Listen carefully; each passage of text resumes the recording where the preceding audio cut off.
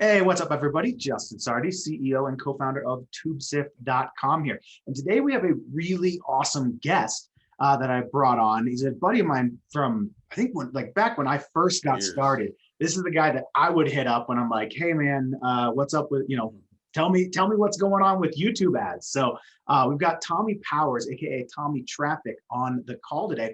And like I said, I'm really stoked. This kind of like brings everything full circle because this guy is somebody that he's been doing YouTube ads longer than pretty much anybody I know, really. This guy's been in the game for a long time.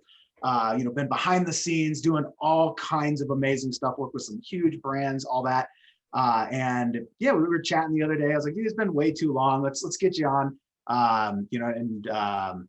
So thanks for coming out, man. Man, thanks for having me. I appreciate that intro, man. Thank you. Oh, for sure. So today we're basically going to be talking about scaling campaigns. I know a lot of people have been, a lot of our TubeSift users, things like that, are like, how do we take it from, profitable campaigns spending a couple $100 a day and really get up to, 2, 3, whatever, $5,000 a day? And I know, like, right before I hit the record button, you were talking about, your ideal client is spending, or the people you're working with are spending, minimum of a couple grand a day. And so you just kind of wanted to pick your brain on that and see, get some insights on how you're getting those campaigns up there, keeping them profitable and all that good stuff. Yeah, for sure, man. Let's get into it. You know what I'm saying? Like a lot of my clients, I would even say if, starting out, just usually like back end is a key thing that they have in common, where they understand that they can make more money on the back end and not so much about the acquisition point. That's like a key thing that, obviously we can get into it, but that's like a key thing that I think a lot of people who trying to scale, when I'm having these conversations with them, that's most of the time, that's one of the big missing elements. Right. So they just have a front end or whatever, and then maybe like an upsell, order bump, something like that.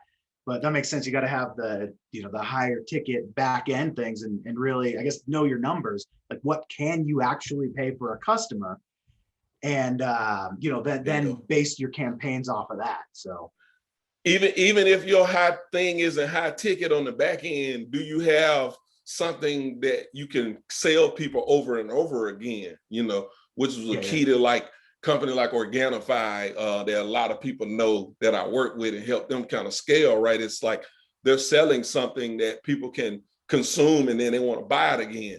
Right. So we don't make money. We don't got to make money to get them as a customer.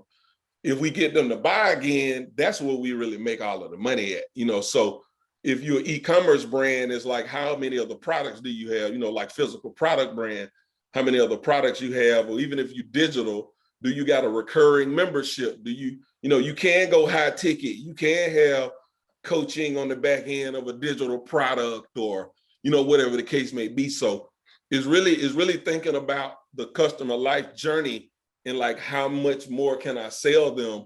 And I don't just sell them, right? It's just like, how much more value can you create for them?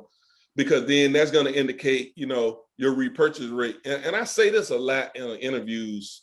Well, I haven't done as many, but like I say this a lot talking to people, right? Like every successful business that I know that has done really well, scaled and been sustainable is that they get a customer and they sell them more stuff. You know what I'm saying? So it's the same thing, right? If, with scaling on the ad side is how can I get them today understanding that it's not about a one-time transaction in terms of return on ad spend. It's really more about getting that customer to buy from me multiple times where you're going to really make the real money. And then you can think about your capability of scale completely different.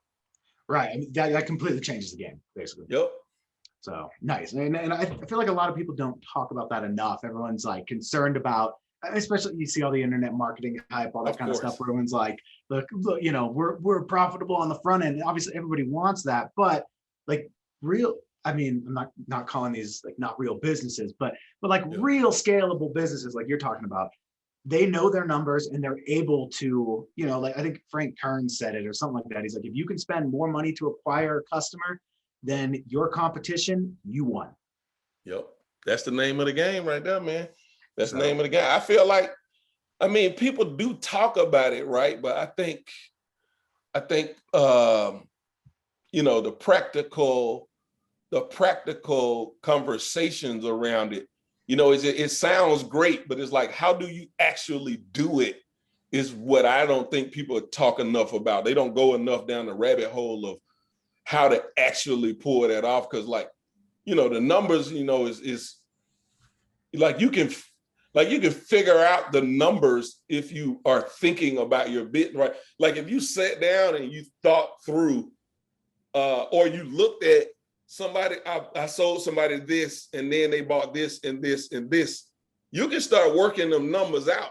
But if you don't really have a concept around how to go about doing that and figuring out your numbers, that's what I think a lot of people don't talk enough about, you know? Right. And that's actually something we've been working on. You know, we run like a challenge, and it's a $47 front end product, but there's a whole back end built into it, you know, right. Order bump, upsell, recurring subscription for TubeSift. So, I mean, it took us a good 6 months to, you know, running that a few times to really figure out, okay, we can send, you know, I forget the exact number off the top of my head, but like we can spend like $180 to make a $47 sale. See, because like people are going into, you know, through these funnels and then we're profitable like a week later. I'm like, okay, right. You know, but doesn't seem profitable on the front end. And then, or even if it's like a month later with the recurring, right? Yep.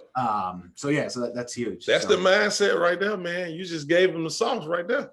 Right. So for sure. So I guess like another thing a lot of people always ask about is there a specific way that you structure your campaigns for scaling? And I know a lot of people have, you know, different ways they set up their campaigns, you know, like, hey, one ad group per campaign, one, you know, whatever. Any tips you can toss out there? Yeah, man, I think, you know, it depends on the client. It depends on the project. If I'm in a, you know, partnership, because I got a couple of those too. And it's really a risk thing. It's really, the way I look at it all is this risk management. So there's a couple things in that. We still do run a lot of one ad group per campaign type stuff. So we'll have, you know, one campaign, one ad group, one targeting, one creative. And then if we want to test multiple creatives, then we'll just keep everything the same, but we just have a different creative, right? So the targeting will be the same, the settings, all of that will be the same. And then we test, you know, different creatives through that.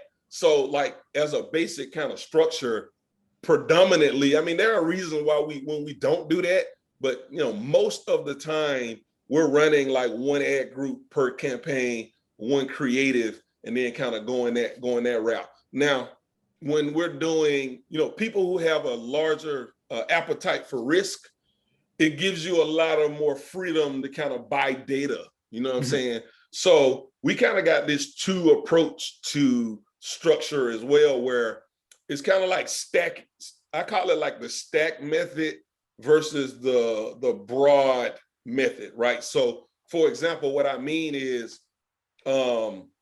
if they have a large tolerance for data buying, I can run a really broad campaign and run it, you know, at $500,000 a day and let that run for a week or two, because I'm just trying to find the opportunities in that, right? I'm looking for, you know, what demographics, placements. If I got a bunch of keywords I dump in there, I might go, you know, custom audiences, right? Like I can try a bunch of different things and kind of see what's sticking and then isolate and pull out of it, you know? But, right. You know, everybody ain't got the appetite like that, versus the stack method is really just, how do I stack a bunch of little campaigns together, right? So for example, you know, we got an account right now, maybe we spending $7,000 a day. That's probably, I don't know, 40 campaigns running right now. We probably launched 200 to get 40, you know what I'm saying? Or maybe even more than that, to be honest, because a lot of times those little campaigns, they don't really work. But the way that we do it is like a fail fast. It's kind of go back to my affiliate marketing days, right? It's like fail fast. So I would just put a lot of campaigns up with small budgets And the budget is going to be dependent on your offer, right? Right. But you need enough data to know that if it failed or not. So for example, if my CPA is $50 and I don't spend at least $150 on that campaign, then I don't really know if it failed or not. There's not enough data for me to know that yet.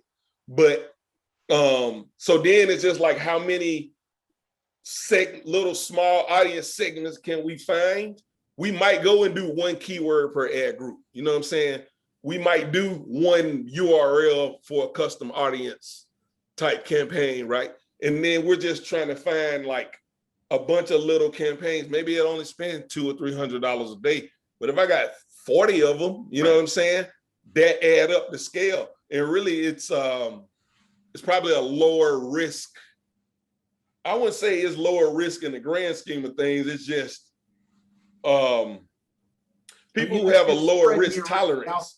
Right? Say that again. You're spreading your risk out. So like if like 5 campaigns suck and those were the only ones you set up and you're like, hey, we're going to throw $1,000 a day at each of these. Yeah. And they all like, you know, that you're out $5,000 instead of, you know, we set up 100 and we spent whatever, like $5 a day on each of them. Yeah. Kind of, right. You know, that kind of thing. Yeah.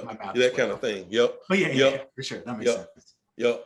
But you know, it's hit or miss on either one. Really, it's really more of a risk tolerance play based on who we're working with, because the more risk that they're willing to accept in testing, the more opportunity we can allow the system to kind of dictate where we, you know, the data decision making of where we double and triple down at, versus us trying to control it, which is what a lot of the little small campaign thing is you're trying to have too much control and not allowing the algorithm to do its job, versus, you know, this end of the spectrum is I got more risk to kind of just give it to the algorithm and see what shakes out. So it just got to figure out what we fall on that. But that's kind of the way we do it. It's like either we stacking a bunch or we kind of going like really big, and we just try to find the what level of that scale we want to be on. And then we have people, sometimes we start on this low risk end of the scale, and over time we can move further down this other way. But if that's a good way to describe it, hopefully that makes sense. It makes a ton of sense to me. So yeah, and I mean, are you using so recently, maybe over the past year, maybe year and a half, whatever, since Google launched goals or whatever, I found their pixels doing like you can actually season a pixel, if you will. Yes. Which was not the case in the past. They have a lot of really cool AI going on in the background that's like helping optimize for specific customers. Like previously it was, you know, you bid cost per view and you're like, cool, it's working. Now, like I see some of my campaigns getting like, you know, high level conversions that we're optimizing for. And dude, sometimes we're paying like $2 a view for some of these, but they're converting. Bingo. So, you know, I'm sure that has like I mean, you guys are probably using data like that to yeah, it's money in, money out at the end of the day, right? You know what I'm saying? Like I pay $2 a view to make, you know, to be profitable than to pay a penny per view and don't make no money. You know what I'm saying? Like, which one do you want? Like I can give you penny views all day long. It might not be profitable, but you can get them. So yeah, I'm me and you in the same school of thought. The cost per view really, I mean, it matters, right? But like in the grand scheme of things, if you can pay $2 for a view and make it work, why wouldn't you do that? You know what I mean? Yeah, exactly. So cool. Well, I mean, you know, I don't want to keep too much, keep you on here too long. I think you dropped quite a bit there, right there. And that's a lot to digest and kind of run through. So I know, like you said, you kind of specialize in helping people scale their campaigns, you know, some of the bigger budgets, things like that. And I mean, let's just be serious here, like setting up 200 campaigns. If you've got a whole business that you're running, like probably not something that you're going to have a ton of time. Like that takes time. So, you know, at scale, it definitely makes sense to bring on someone like you, right? Yeah. So, I mean, the other thing too is creatives, you know what I'm saying? Like when you testing a lot of campaigns like that, you testing a lot of creative as well. And I think another big thing a lot of people aren't doing, I mean, it take a lot of work. It's just like segmentation, like how you're segmenting your audiences and then matching your creatives up. That was another like really big thing that really, you know, help us when we started understanding how to take these audience segments and be more intentional about what we're saying in our creatives. And even further than that, how are we making it congruent from the targeting to the messaging for their targeting to the landing page that we're sending them to, and making that kind of congruent as well. That's been another kind of big one. But you definitely got to have some resources on your hand when you're trying to do a lot of that, and you're trying to scale. You need a lot of resources for that, and that's something that we've worked pretty hard on. I mean, I got my ass kicked for quite a while. I don't know if we could. Maybe you got to edit that out. I said a curse word. My bad. You're good. But my webinar. No. But we've worked pretty hard on that, trying to solve that riddle with creative, and really so that was a big thing that I had to add to what we do, because sometimes you can do all of this testing and you don't really have your creatives. You can have a lot of creatives, but congruency matters. And that's where that expertise of figuring out how to segment those messages properly, that's been big. That's another really big key, especially when you're talking 15 grand, 20,000 a day, type stuff. You really got to kind of be keyed in on that stuff, because we already know, right? The more you spend, your CPA is going to go up. There's really almost no way to stop that. You know what I'm saying? But you can mitigate a lot of it by doing all these extra little things like that. Nice. So yeah, like I said, Tommie's always taking on selective clients. So we'll definitely, link to a way to contact him right below this video.